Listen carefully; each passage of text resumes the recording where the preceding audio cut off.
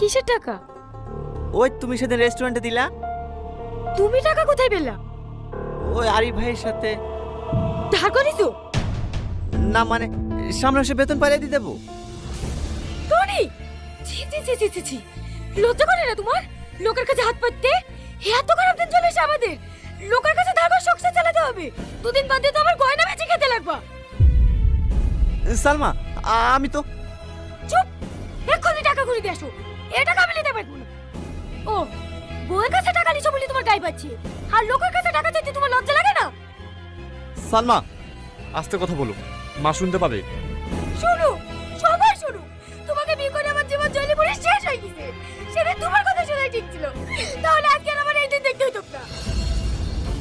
সালমা, আমি তো চেষ্টা করছি। টিউশন পড়ানো, মায়ের ওষুধ, চাকরি ইন্টারভিউ, যতটা পাচ্ছি করছি। তুমি যদি এগুলো না বোঝো